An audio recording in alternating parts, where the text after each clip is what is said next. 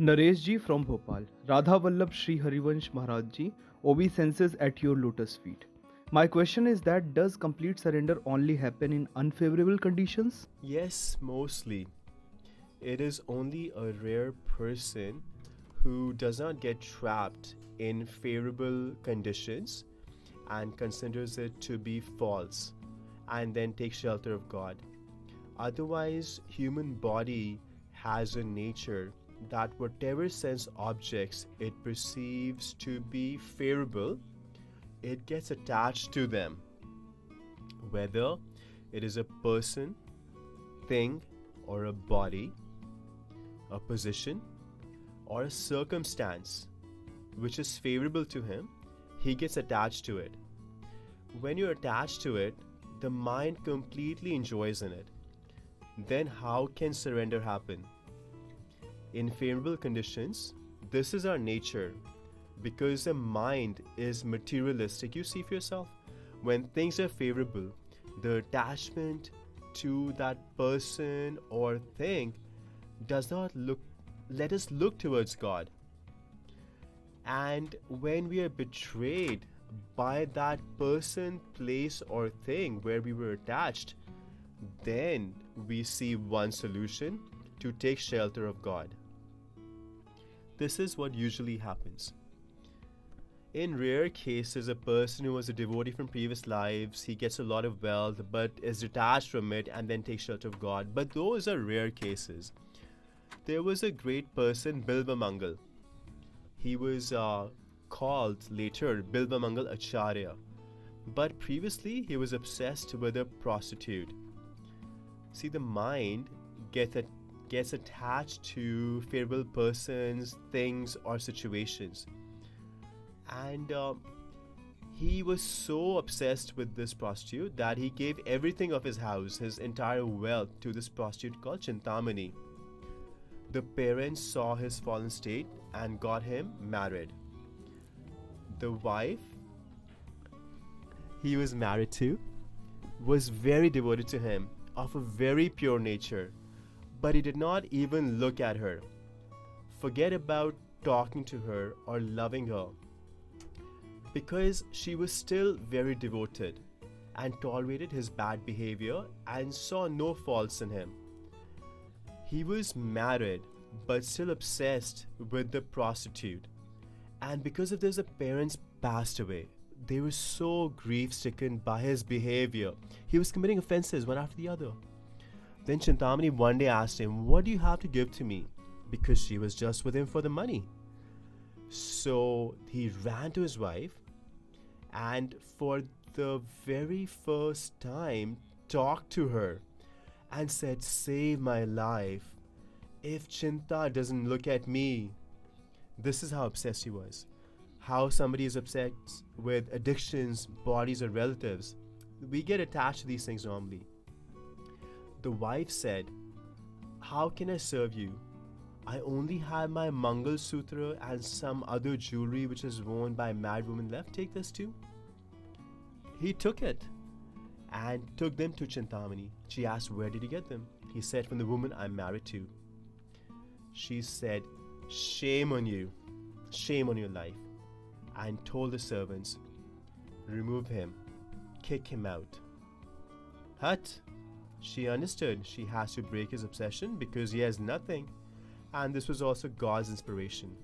When God showers his mercy, he gives unfavorable conditions for sure. For sure. He was so obsessed with her. And this is how she spoke. He had given his life for her. And she said, "Remove him," and pushed him out. Now he was filled with remorse. "Oh, I was not able to serve my parents, and I ignored my loving wife. I'm so sinful. I'm so fallen. Hi, what should I do now?" This agony of the heart can only be understood by one who is himself attached. When the one you're obsessed with rejects you, and when you do see any hope, you meet the saints, because that is the only way out.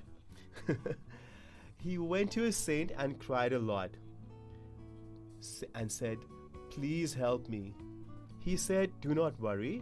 Shri Krishna loves you very much." And he gave him a mantra and told him to chant. And he became detached. He had nothing left in the world and thought, "I will find peace in God's lotus feet." He stayed there for 1-2 years, did very nice sadhana because his mind was disturbed and he was looking for support, and he found it in God's support. Then he said, "I want to go to Vrindavan. I'm chanting Krishna's name.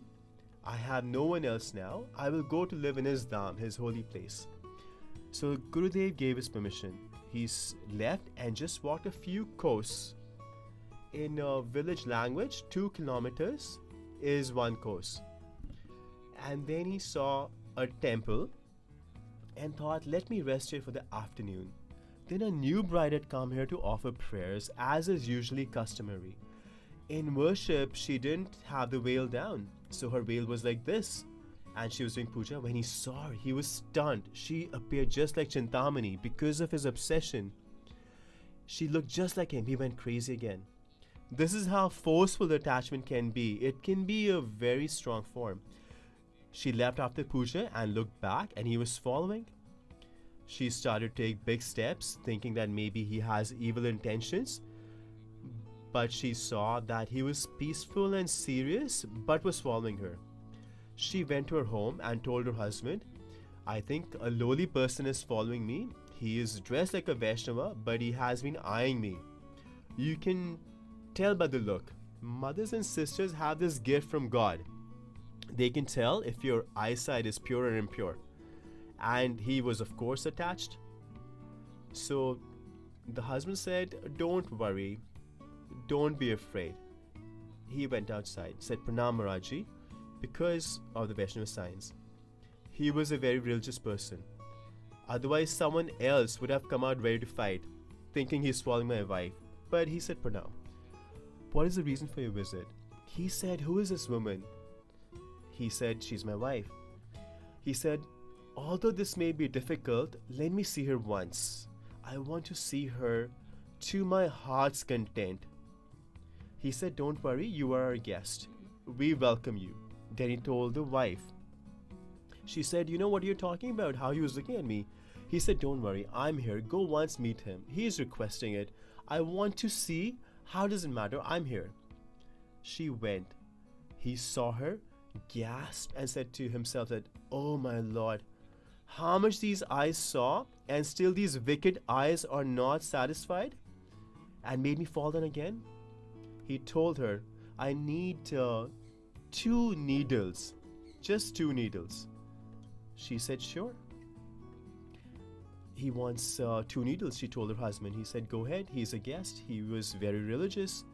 See, this religiosity changed his heart. He was affected by lust. Then he took the 2 needles and said, "Oh Krishna, I was lost in the world and took your shelter. These eyes tried to make me lose my way again. Now I will burst these eyes for you." And Bilvamangalji put the 2 needles in his eyes like this. The woman shouted seeing this, and the husband came and asked what happened. She said he burst his eyes. He asked, "Why did you do that?" He said, "I respect your religiosity, but my irreligious behavior was due to these eyes. Seeing your wife again, I grew crazy and remembered my Chintamani. These eyes would make me fall down again, so I burst them. Now, one who is blind from birth is used to walking, but Bilvamangalji was not. He had just burst his eyes. So when he left, the husband gave him a stick to walk. He was not used to walking blind and fell in a well that had dried up somewhere along the way. He thought, "This is very good. Now I will rot here. This body is very lowly and deserves this." And like that, at the last moment, when someone calls out, he started saying, "Hey Krishna, hey Govind, hey Nath." Then he heard a voice, "Baba, lift your stick." He thought, who could have this nectarian voice? See the nature of our Lord. Doesn't matter how someone is. Apichesu ducharu, bhajte mam ananyo bhak. He lifted the stick and was pulled out. Then he thought, who can extend his hand into the well and grab the stick? It must be Ajan Bahu, one whose arms are huge, like when Vamandev lifted his foot and went to Brahmlok. He understood it is the one whose shelter I have taken. He was clever. He did a stick like this and grabbed Krishna's hand. Krishna let go. And then he said, Hachrai Jat ho, Nibal Jan ke mohe, Hriday se jab jaoge, tab sabal sarahu tohe. He saw God in person and got divine eyes. He had burst his physical eyes. He sung very beautiful pastimes of God. But first of all, he offered respects to Chintamani in his writings. Bilva Mangalji first respected Chintamani.